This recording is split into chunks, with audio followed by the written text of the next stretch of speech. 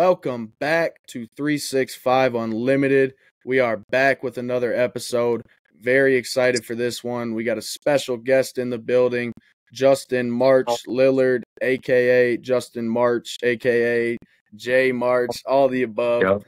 Yep. You can find him, J March, on Twitter, and that's how we happen to bump into him. And me being a Dallas Cowboys fan, very excited for this one. You know, I got to see J March on the field representing the Star, so I'm excited to hear his story and inspire the youth generation within sports. So to kind of kick this one off, just kind of tell us about yourself. Who is J March on and off the field, and just kind of who you are as a whole? Yeah, so first of all, thanks for having me. I'm looking forward to spending some time with you guys. Just a little bit about myself. Or we said my name is Justin March, hyphenated Lillard in the football terms, just March in real life, and J March is what everybody kind of knows me as. So I spent most of my life in Danville, Illinois. That's where I was born and raised. I went to the University of Akron in Ohio. Where I played linebacker there. And then from there, I went to Kansas City as an undrafted free agent in 2015. Spent 2 seasons with them, and then had a couple different places I went to. Had a brief stop in Miami, brief stop in Seattle before I got to Dallas Cowboys, where I would spend 4.5 seasons or whatever it was, 4 seasons or so. With the Dallas Cowboys. After that, I ended up signing with the Tennessee Titans. And then from there, I kind of bounced around my final year of football and then retired after that. So that was just a little bit. Spent 7 years in the NFL as a whole, majority of those years being with Kansas City Chiefs and the Dallas Cowboys. Had brief stops with, like I said, Miami, Seattle, the Tennessee Titans. I'm trying to think about all the other teams. The 49ers. I got a phone call on a Sunday night to play a Monday night football game for the New Orleans Saints. So I was actually chowing down on some pizza when I got a phone call. Said, "Hey, such and such from the New Orleans Saints. All the linebackers are out with COVID. We need a linebacker. We need you to fly out here on a red eye tonight, play tomorrow night." I said, "All right, let's do it." So went out there, did that, and then ended up getting signed by the Las Vegas Raiders. Finish out the season there. Looking at Yep. Brian Urlacher, I know he also played receiver in college, and I think he even returned some kicks and punts in college. So when you were coming up, whether it be high school or college, was linebacker always your go-to? That's your position, that's what you're good at, or were you in other positions kind of coming up?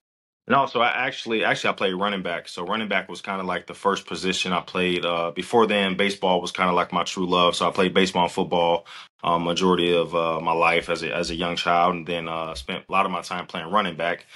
So short story, when I was in youth football, I was actually overweight, so I couldn't play. I had X on my helmet. I couldn't run the ball. I had to play defensive line, offensive line, all that kind of stuff.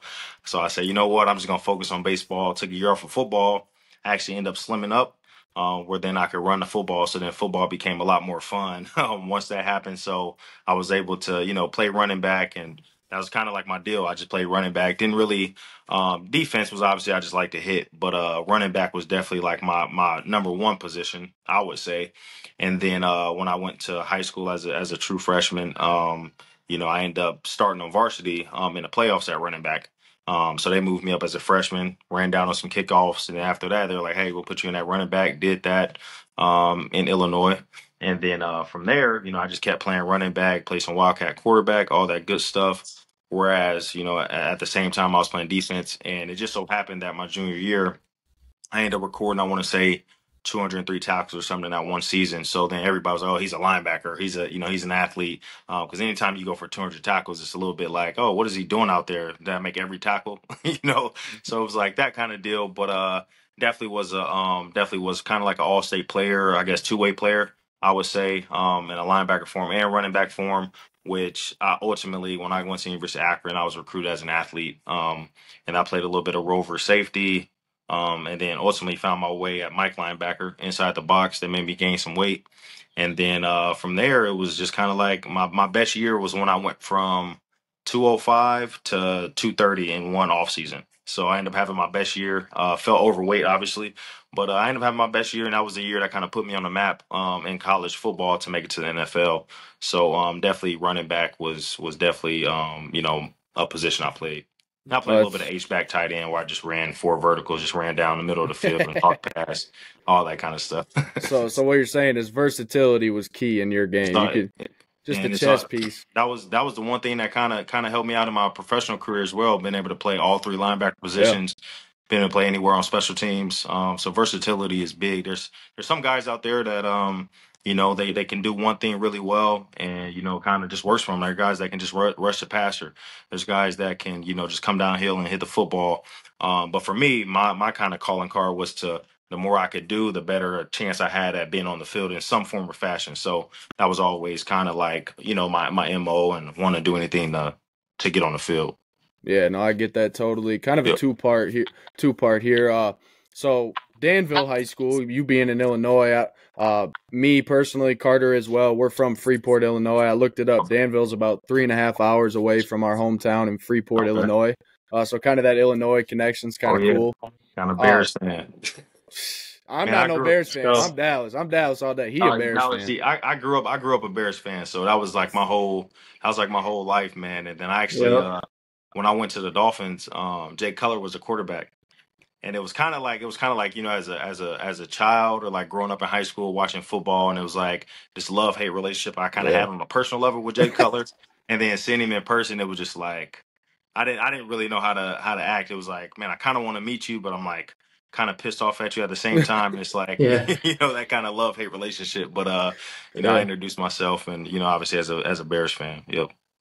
No, yeah, the Bears are gonna be tough. I mean, we'll get into some draft stuff in a little bit, but overall, yeah, just talk about your high school, talk about your community. I think I did read that you played multiple sports, right? Yep. Yeah. So Okay, I played basketball, baseball, football. Yep. Yeah, so you played the 3 sports, obviously, and kind of touch on that, being in your hometown, Danville High School, being able to play multiple sports. How did that kind of make you a more well-rounded athlete and a better football player? Yeah, that was kind of like that was kind of all I knew. So, like I said, baseball. I spent a lot of time playing travel baseball, and you're always kind of gone, and I really couldn't afford to, obviously, because my family, we grew up poor, and it's a big place for poverty and all that kind of stuff. But I had coaches that saw some talent and was like, hey, we'll pay for you to be on the team, or we'll pay for you to travel, gas money, whatever it was. So I actually met a lot of great friends through baseball. And then football was kind of like, oh, I've always done football as well. And then the basketball thing kind of happened because it was funny. I was in middle school, and our middle school had just won state in basketball. And we would have PE, and PE you would get to play sports and all that kind of stuff. I'm just dominating these dudes. I'm like, how did you guys win state? And we're out at recess, and I'm just dominating them. We play a game called 41, and obviously it's like two people on one team, and I'm just in the post, just getting every rebound, just bullying everybody. And then they kind of recruited me. I was like, we need you to come play basketball. And I was like, basketball is not really my sport, but I was like, hey, I'll get physical with just about anybody. So I ended up playing my 8th grade year, and then ultimately it was kind of like a form of, for me, it was kind of like a form of going from, football to the winter. You're not really doing much. So it was like my winter. It was kind of like my conditioning to get in shape for baseball. And then just kind of have an easy translation. I kind of spent some time, meeting some good friends in basketball that, I actually recruited to come out and play football. So 2 of our receivers were our basketball stars at Danville High School. So they ended up coming playing receiver for the senior year, and it was a good year.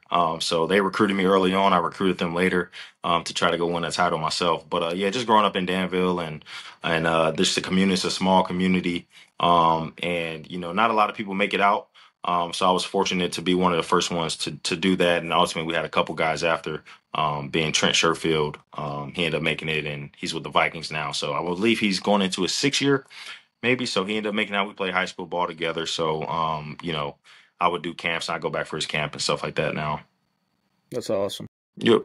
Yeah, what I was gonna ask too is like I like to ask this question. It's a little off topic, but like obviously me and Carlson, we played sports, not at obviously the level that you did by any means, but we've always had, like, I played basketball. There was times where I made a complete fool out of myself, or in baseball, I'm sure you did, Carlson, a couple times. Like, do you have a memory in the NFL where, like, I don't know whether it was someone, a running back coming down and just like popping you? Or was there one of those moments where you're like, damn, like welcome to the NFL? Did you have any of those moments? Because like I said, we played at a very small level compared to yours, but like there was times I got crossed up and I'm like, damn, that was bad. Did you have any of those moments like in the league? I never really had anybody that came and smacked me. I kind of always Mm-hmm. was like the aggressor. So that's one Right. thing when I retired, I can honestly say I've never been like just completely ran through. There was a game in the Chargers where I went to block on kickoff return, and I got hit pretty good, or I absorbed the blow, I would say, and I eventually end up falling, and then from that moment on, I want to say that might have been when I played for the Dolphins in 2017. I think from that moment on, I was like, I'll never get bullied again on a kickoff return. So it was like I just kind of put that into, I guess, into my arsenal, where I was like, I just kind of had the mindset. And I always remember what that was and my mistake. So I always was like, Mm-hmm. I didn't take somebody serious enough, or I didn't really think that, a slimmer guy could have that much power. And when that happened, I just vividly remember like, damn, like I got hit. I kind of absorbed the blue, and that was the first time I felt like, within my entire football career throughout my life, that I was like, okay, now I'm playing with some real dudes. I gotta kind of step my game up. I would say that was kind of like from a Mm-hmm. hit perspective, and then I would say my welcome to the NFL moment was probably. Obviously, I practiced against Jamal Charles and, Travis Kelsey and all those guys. I had to match up with Kelsey a lot as a rookie. So that was pretty exciting, because he moves like a receiver, but I felt like I moved like a DB at the time. So it was kind of like one of those deals. But my welcome to the NFL moment was somebody had got injured when I was with the Cowboys and we were playing the Panthers. And I didn't really know how big Cam Newton was. And I didn't know how fast, CMC was. So it was kind of like I had the edge and they ran the option right at me. And it was like, I'm like, holy shit, like this dude's like 6'8". And then you got McCaffrey so I just kind of stood there and I was supposed to take McCaffrey, but I was just kind of like, damn, this dude is huge. Like Cam Newton, just looking at him, I'm like, all right, I want to smack him so bad, because it was like I was like, man, it'd be a dream come true to smack Cam Newton when we were playing the Panthers. So I kind of froze up in that moment, and he pitched it to McCaffrey, and I think they got a first down. Obviously, I got took out the game, but that was probably my welcome to the NFL. Like, what the heck was I doing in that moment? So it was kind of like I was just like I was so focused on like I wanted to light him up, but I was just like not really starstruck, but you're just like this dude is a massive dude running the ball at you. So I'm trying to figure out, okay, how am I going to attack him? But my responsibility was to take McCaffrey, and then that was kind of like a welcome to the NFL type of moment. Oh, that's awesome. We did an interview a couple years back with Barry Church, Nah. and he kind of talked a little bit about his welcome to the NFL moment was directed towards Megatron. When he came into the league and trying to make a tackle on Megatron, just how big and massive of a physical athlete. Brought up kickoff return, and when you were with the Cowboys in 2019, you were third on the team in tackles. So I got two questions here. What are your thoughts on the new kickoff that's being implemented within the NFL? And then what's your thoughts on banning the hip drop tackle? I'm kind of curious because when you entered the league, it was 2015, and then you exited the league at 2022. So the game has changed immensely from that time period to what it is now. Kind of just your overall thoughts on the game as a whole and those two rule changes in Yeah. particular. So as somebody who I felt like I was an enforcer on kickoff, so always, draw double teams. I was always looking to run through somebody. I was always looking to, enforce my will. But with the new kickoff return rule, I think it kind of helps the game as a whole, because on the kickoff return side, I kind of valued myself as far as like being a technician. And there was times where I could have not ran over somebody or ran through somebody and put myself in that type of collision, going full speed, because you are going full speed. And a lot of the plays that happen, I would say that kickoff and kickoff return are the only times I feel like there's somebody running full speed at you, and you have no forward momentum, because you're just a sitting duck pretty much. So I think that's the only time in football I would say. I really can't think of any other time, unless you're a quarterback sitting in a pocket or anything like that, because most of the time a linebacker's at 5 yards and the running back's at 7. So, by the time that collision happens, it's like, are we really at full speed? Sometimes you can say corner, you can say safety, all that kind of stuff, but it's the body types are completely different. So, for example, I could be on kickoff return, and then, there's a 270-pound defensive end that's, 6'5", 6'6", and I'm only 6 foot, and he's running full speed to run through me. And that's his only goal at times. So I think it'll be better for the game because already with them, moving the touchback rule up and all that kind of stuff, it already took kickoff returns out of the game anyway. Yeah. So for a lot of people like me, like myself, who value, the return aspect of the game and being somebody who blocks on kickoff return, that became less valuable. So it was easier for our teams to say, okay, well, we don't really need to pay you vet minimum. Well, we can go get a rookie to do it when we're not really going to return the ball anyway. So it became that where special teams weren't really valued. And I feel like had special teams been a little bit more valued in some of those areas, there'll still be a lot more players that, war teamers that will still be playing that didn't really, get weeded out just because of, whether that's the money aspect of it, because, they can say, well, we can pay a rookie half of what we have to pay you to pretty much go out there and, you're running down on kickoff, but nobody's returning it. And then you're on kickoff return, but nobody's returning it. So all you really have to do is protect the punter on punt. So I think that it's good for the game in the aspect of now guys are going to have to be good at shedding blocks, be good at, running that's even that as small as that kickoff is, they're going to have to be good at it. And then the kickoff return guys are going to have to be good at it. So if somebody's not good at it, in a split second, a guy like Turpin can just hit a crease and go.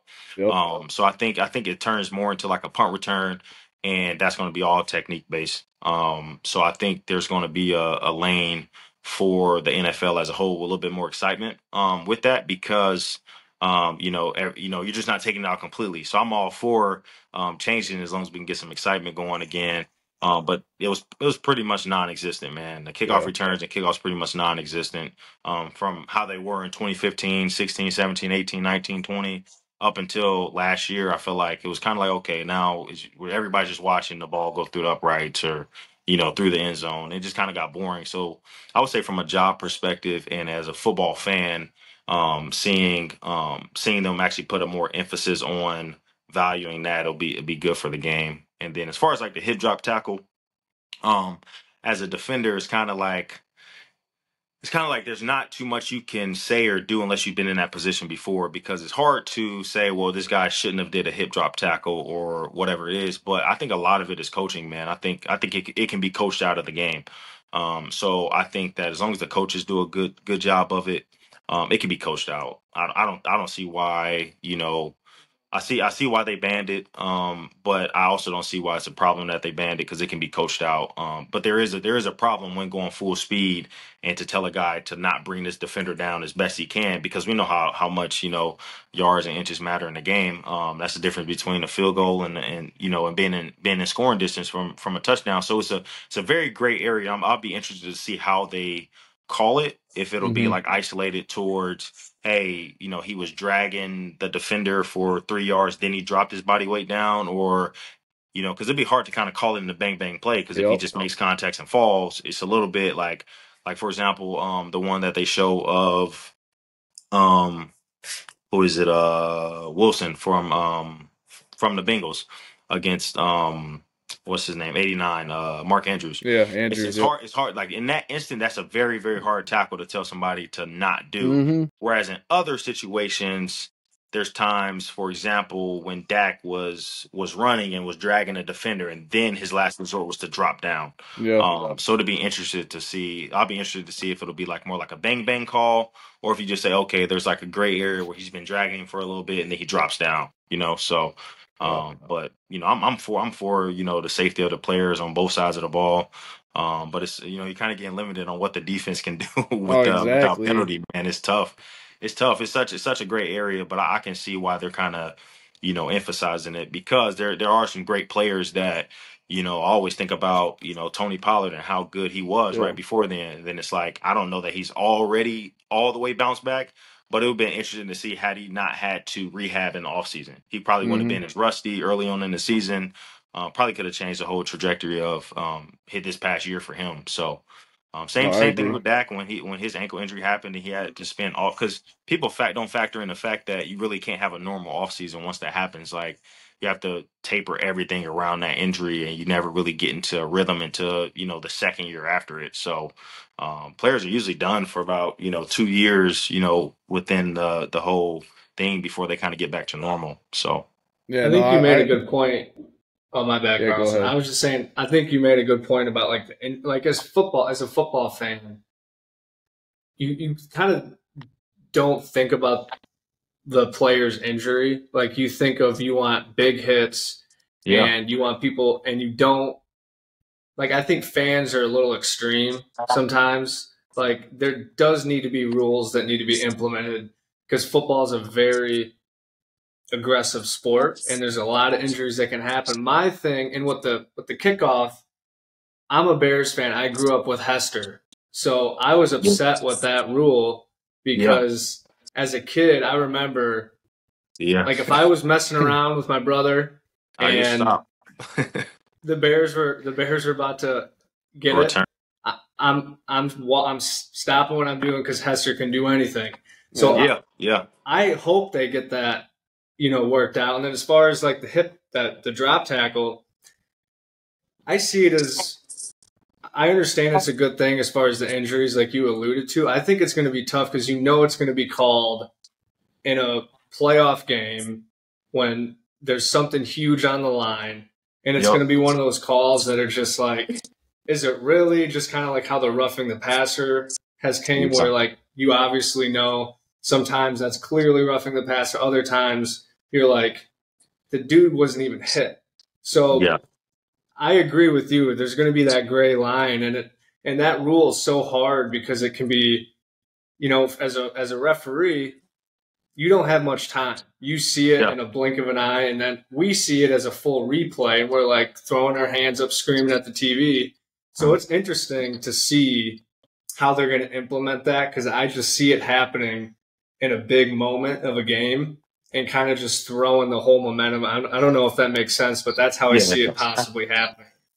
Yeah, Yeah. I could see I could definitely see that. I think it'll be my hope is that they'll tie it more to fines rather than calling the penalty. Because that's Mm, always kind of that's a like good a point. safe way to, hey, if you do that type of tackle, that's $25,000. That's kind of like the same way they did with like defenseless receivers, and Hmm. that's why you rarely really see them because guys start laying off because it's like essentially you do one of those tackles. I mean, you pretty much play for free. So I think the way to really enforce it is by the fining aspect rather than the penalty so that it really doesn't happen in a big game but then all fines can be appealed, and I think that would be the hope of the players will say, hey, go back and look at the film. I didn't do it intentionally. It was a bang bang play, and then it's something that that maybe they can take care of after, you know what I mean, like after the fact, so it doesn't really That's a cost the good point. game. They can say, okay, well, we'll just send you a fine for it, and then we'll review it, and then kind of make our own thing from. I'm hoping that's what it is Yeah. because like being a defensive player, man, it's tough to even like do that. A lot of the bang bang plays with like the defensive receiver was like, how many times did we see linebackers like Urlacher, somebody throws it across the middle? I mean, you're halfway between, should I go for the ball, should I hit him, but I dang sure don't want him to catch it, so I'm gonna light him up. Yep. So that's just part of it. That's just part of the game. I just think they got to find a way to keep everybody healthy but not take away football from football, and I think Yeah. that's what the Hmm. fans want. The fans want football to be football.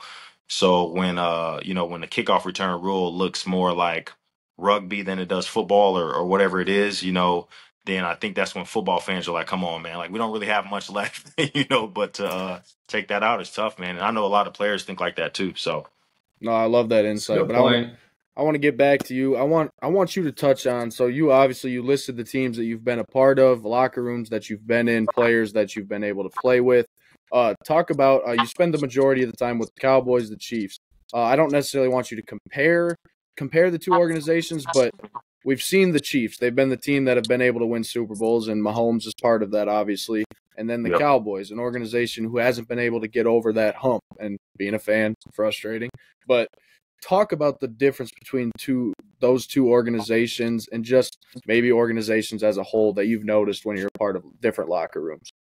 Oh yeah, I would say Kansas City was man, I'm so thankful I started my career off there because it's kind of like you're still kind of like a low market franchise organization. And then it's like, with Dallas is more like it feels like you're on a TV show just about, majority of the time, especially the stadium feels. I'm kind of going off the stadium feels.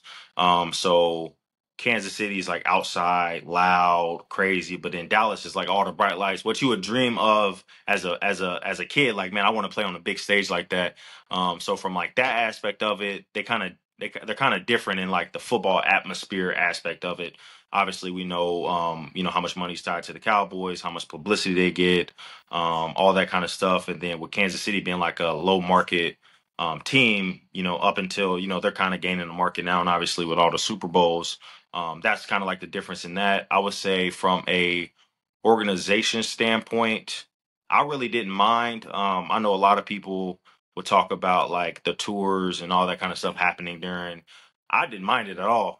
Anytime my family came in town, I was like, man, it's so cool to see, and I Hmm. wanted people to see that, and I wanted to feel like, man, I wanted to feel like a cowboy. So when I was in Dallas, it was like I was fine with people touring because I was proud to rep the star. I'm like, man, this is awesome because it didn't really deter me away from working as hard as I could or anything like that. But to that extent, um, there's been Kansas City obviously with Coach Reed, man, legendary coach.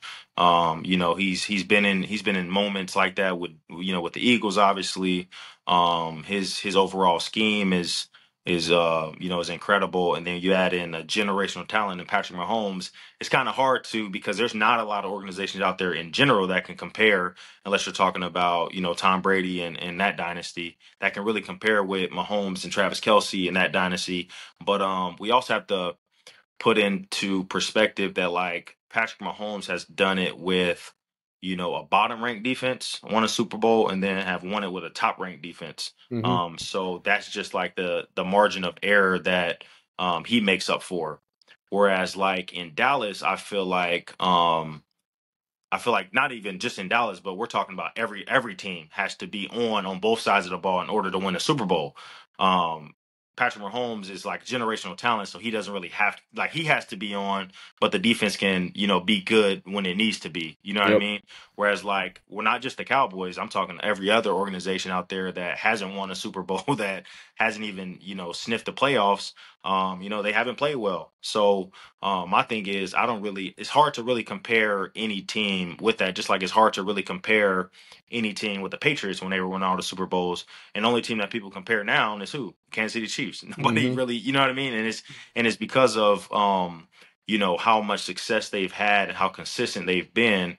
Whereas like Dallas, is pretty consistent, um, and then we never really see him take that jump in the playoffs or late in the season. I felt like everything was kind of, there this year, right? Hmm. With the Eagles losing out, losing the majority of their games, Dallas winning the where they needed to get the number 2 seed to have home field advantage where they hadn't lost in a long time.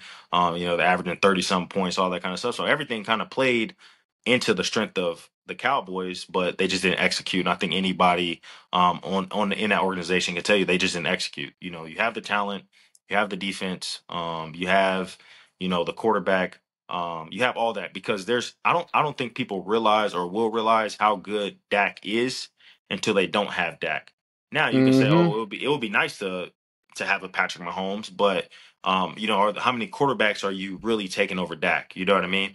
And I think that's where people are kind of spoiled because you kind of see it get to the same point every season. You're like, man, we're right there. We just need to get over this hump, and then they don't do it. So you have to blame somebody. So you're gonna blame the organization as a whole. You're gonna blame, but we can't knock the talent that's on the roster. You know what I mean? There's teams Yeah. out there who has less talent that make it further. You know what I mean? But I just think that the Chiefs are in a dynasty mode, and I think Dallas is still trying to figure out what they want to be. And when I was with Dallas, with Jason Garrett, it was like, hey, we're a running football team.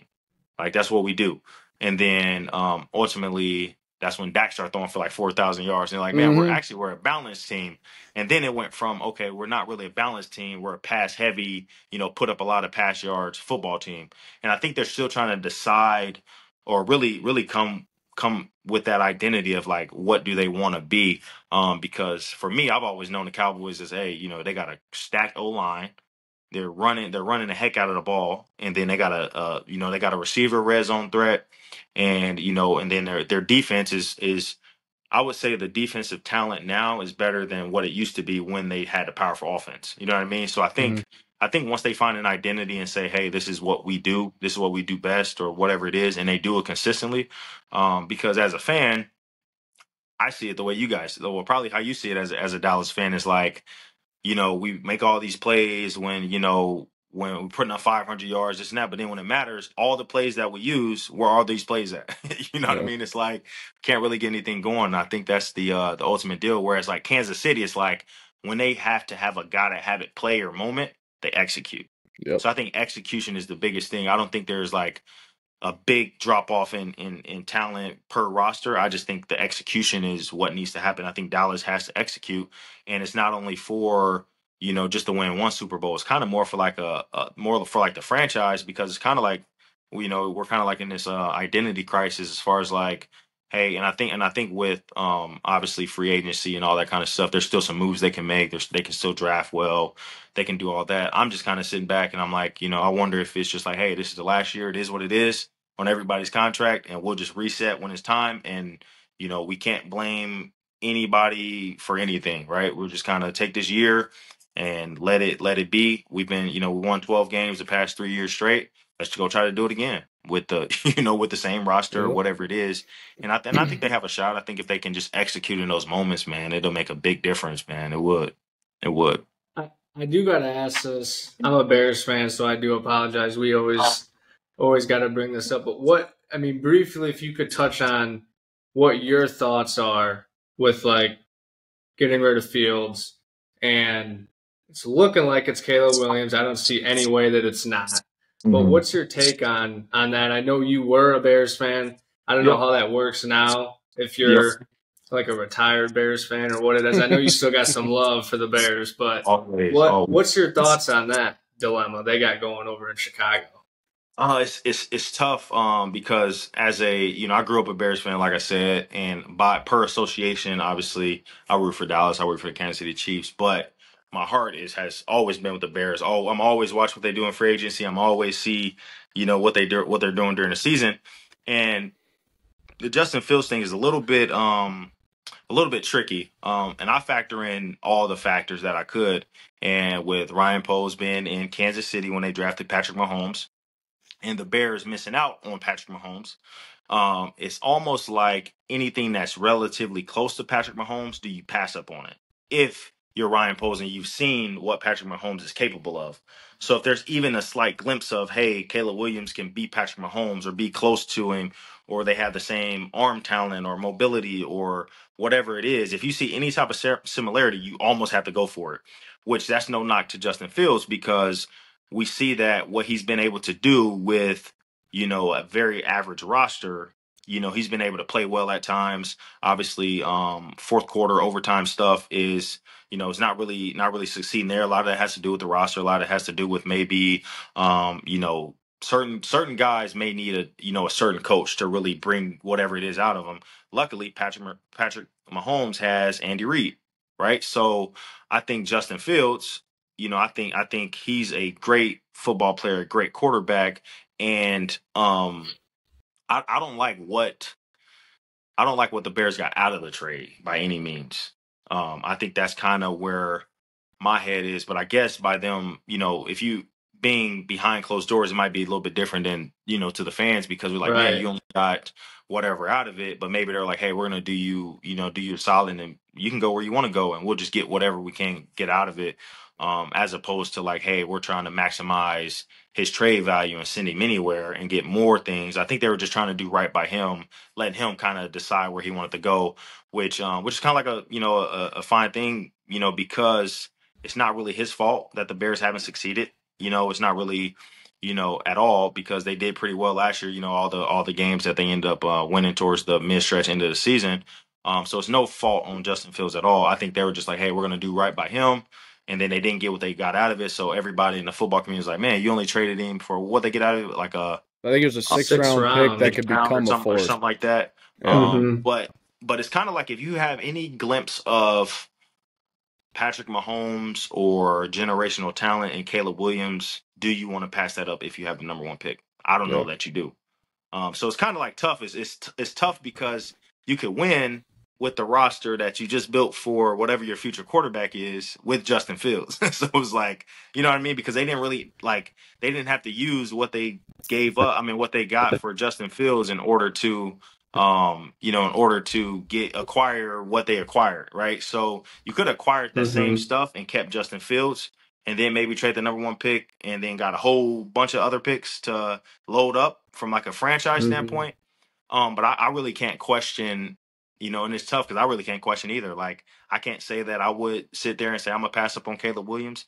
And I can't sit there and say, you Mhm. know what, I would have traded back and built the franchise from with a lot of crazy talent.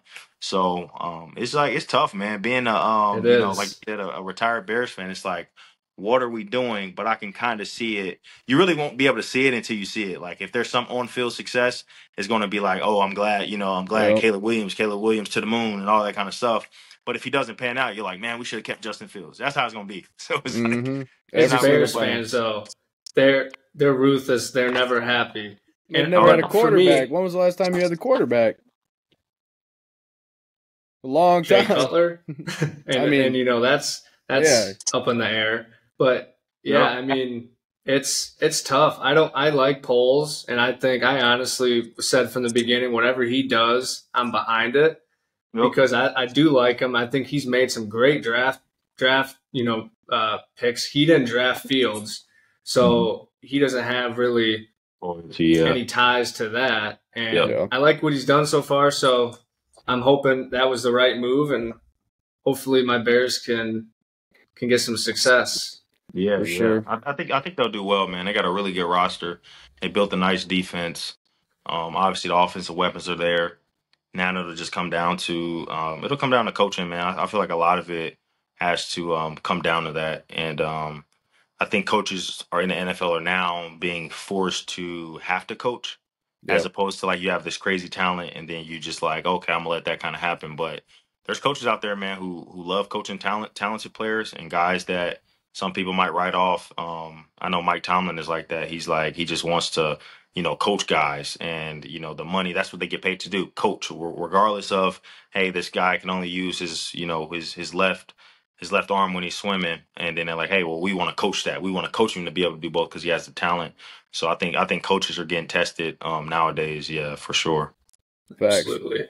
So we've talked about high school ball, your community. We've talked a little bit about NFL, and I mean, honestly, the way we're talking right now, we could probably go all night when it comes to NFL talk. But I want to ask you, kind of tie in a three-part question altogether. What's your favorite experience at Akron, being in college? What was your favorite experience across the NFL? And what is some inspiration by tying that all together that you could give back to the youth right now? Because I know that you said you're currently coaching flag football, correct? Yep. So you're ingrained in the youth right now, like you're doing stuff like that. So just all of that put together as one question, kind of try to get an answer that works out. Yeah, for sure. I would say my greatest moments in college that I felt like I took advantage of was meeting and having and building relationships with some good teammates and good friends. And man, in college, man, you guys know how it is, man. You go through a lot of stuff, man. I don't care if you're an athlete. There's times where you don't have money. There's times where you and your roommate got to split a Chipotle burrito, whatever it is, man. And I built a lot of good relationships through the struggle of that, man. And some of my my darkest moments, man. I had friends in college that helped me through it and all that kind of stuff. So I would say definitely building relationships because it made the successes worth a lot more or more meaningful when like for example when we played Michigan and we almost won and the highlight of my college career was I had two interceptions, I had a pick six and a fourth. We almost beat Michigan, all that kind of stuff at the big house. And for me, I always wanted to go Big Ten, so my dream was to go to University of Illinois. And Coach Mallory, he was at University of Illinois. Then he went to Akron, and then I ended up going to Akron, and then he left before I even got there and went to University of Michigan. So we ended up playing him. I ended up having a really good game. And then he came up to me after and was like, man, I told the Big Ten you weren't too small for him, all that kind of stuff. And it was just like kind of like a full circle moment because I wanted to go Big Ten. So whenever I had a chance to play against a big school, I'm giving it my all. I'm trying to prove that I can be here. And that translated throughout my professional career. So definitely building relationships within that.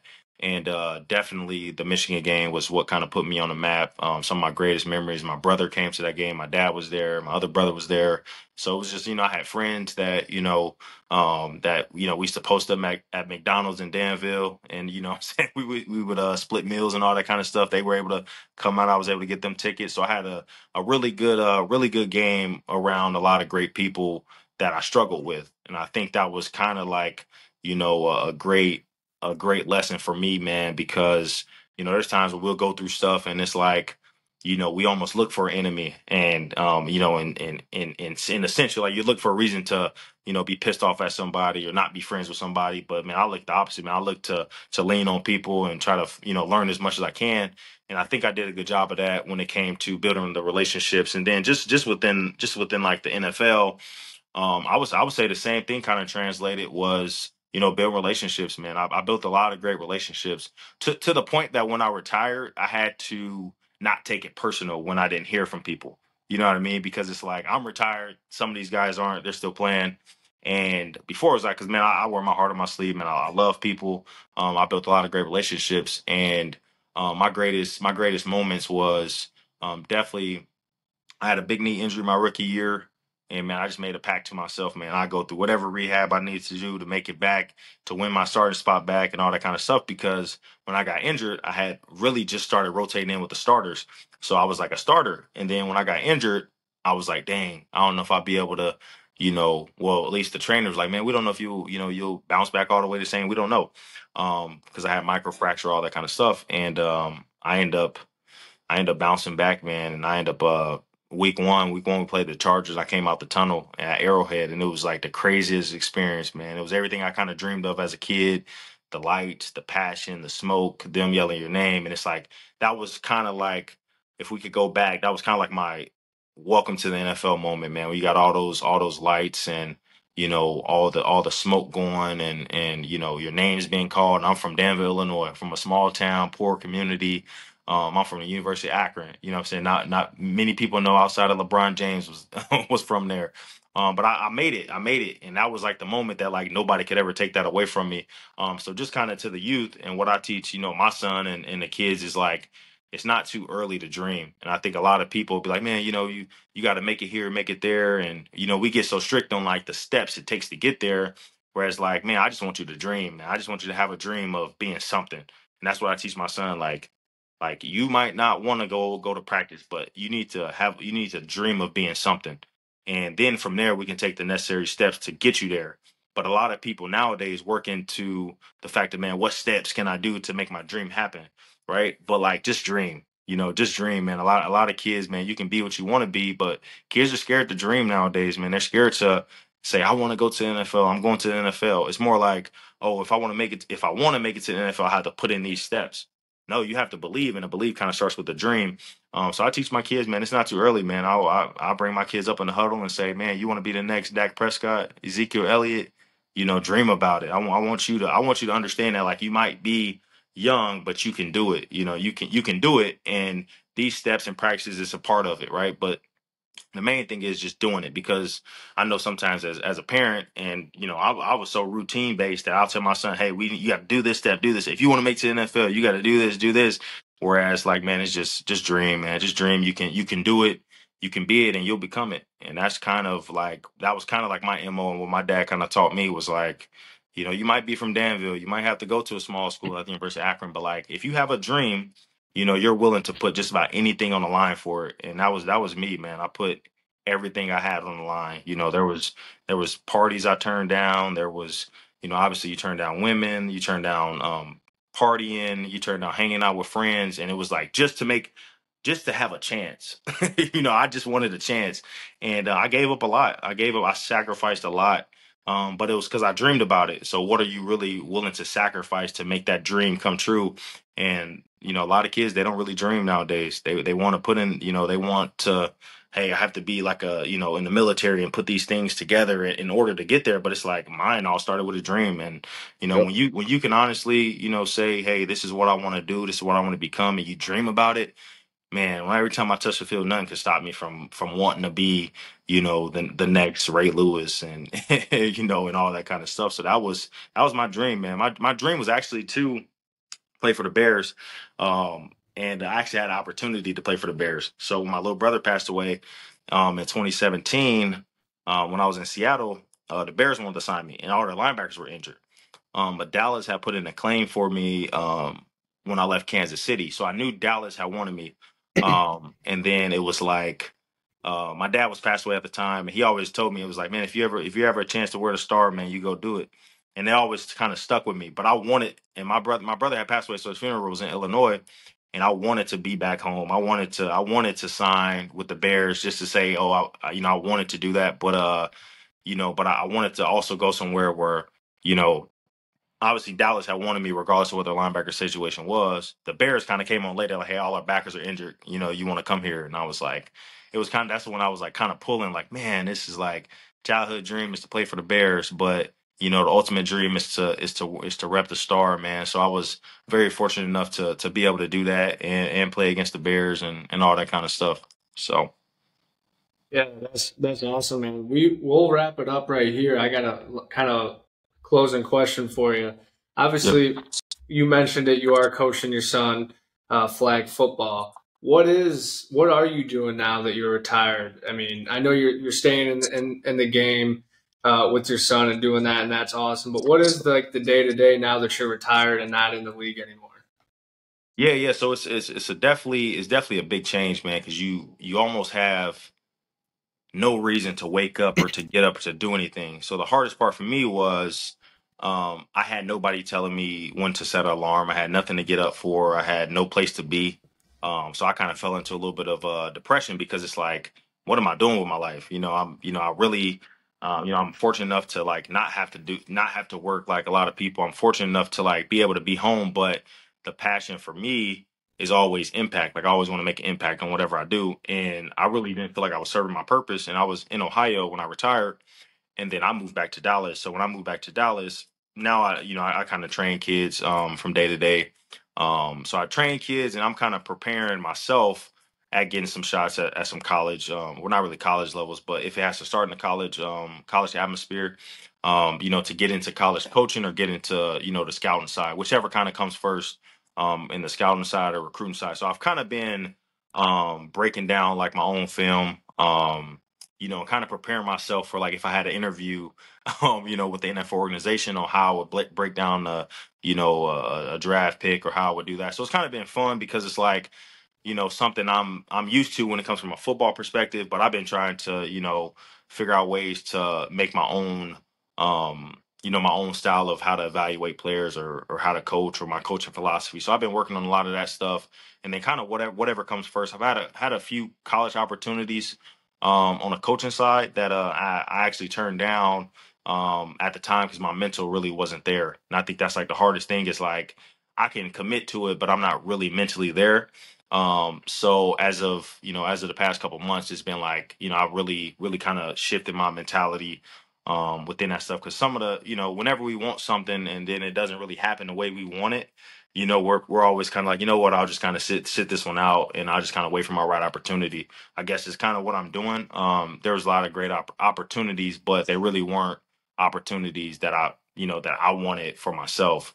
So that's kind of like hard, you kind of deal with the, man, do I regret not taking that job, atmosphere. But, for me, if the feeling isn't there, it's not really there for me. So I've kind of experienced that where, I've had a couple college coaching opportunities, but the feel wasn't really there for me. So I didn't want to commit to it if the feel wasn't there and right. So, right now I'm just kind of working on my evaluation portfolio, my coach philosophy, and then really just trying to get my foot in the door somewhere within the NFL through one of the internships and fellowship programs, and then hopefully I'll be able to show what I can do as an evaluator, as a coach. Like I said, whichever one comes first, but that's definitely my future. That's definitely what I want to do. That's awesome, man. And first off, I just want to give you your flowers. You know, taking the time out of your night. I know before we hopped on the record, we said, yeah, let's do 15, 20 minutes, and we're here sitting in here. It's been about an hour. So thank you, man. And I know time is everything. Time is everything, and for you to be willing to chop it up with us, it's amazing, man, and we appreciate that. But also, just to give you your flowers, for you talked about, you know, growing up in Danville, small town. Starting playing high school football, making your way to college ball, and then reaching that point where you could tell yourself you made it. So just to give you your flowers and say thank you. And we can't wait to see what's in store for your future. And possibly, you know, when we got some more time, maybe hop back on here, do another one, and talk about the NFL draft. You know, you got the interest in scouting, coaching. But no, we appreciate you and Carter. If you just want to give your closing thoughts or anything, but ultimately, man, greatly appreciate you hopping on here with us. Thank you. I definitely appreciate y'all having me. Yeah, no, that was one of my favorites yet, because I think, you know, you really opened up to not just on the court, or not the court, on the field and off the field, and, you know, being vulnerable and saying like, hey, there was moments where I was questioning myself. And I think when people look to people like yourself or people that quote unquote made it, you're always going to have, you may look confident in some scenarios, but everyone's got that little doubt that did I make the right decision? Is this for me? And when we look up, like I said, we look up to college or professional players, we think they don't have those thoughts or those things that creep in, or they don't deal with issues. And for you to say like, hey man, I had some of those in college. I had some of that when I retired. I kind of felt like I lost my identity. I think it was awesome that you opened up about that. And I really appreciate what you're doing and giving back and sharing your story. So I really appreciate you hopping on and taking the time out your day. Definitely. I appreciate y'all having me, man. That was awesome, man. I enjoyed spending the time, and I look forward to, to watching you guys continue to bring a light to, in a different way. So it's definitely one of the best, one of the best podcasts I've been on, honestly, because it was just so real and laid back, man. It didn't really feel like a grill session, man. I felt comfortable. So that was definitely one of the ones where like, hey, what's wrong with Dak or anything, you get all that kind of stuff. But it was definitely cool to spend some time with you guys, and it was genuine. So I appreciate y'all having me on. We thank you for that. Absolutely. And honestly, yeah, just all the stuff like that when it comes to talking about your mentals and everything, it goes a long way in reaching the youth. So we are thankful for that. We hope you guys enjoyed this one, and we will see you next time.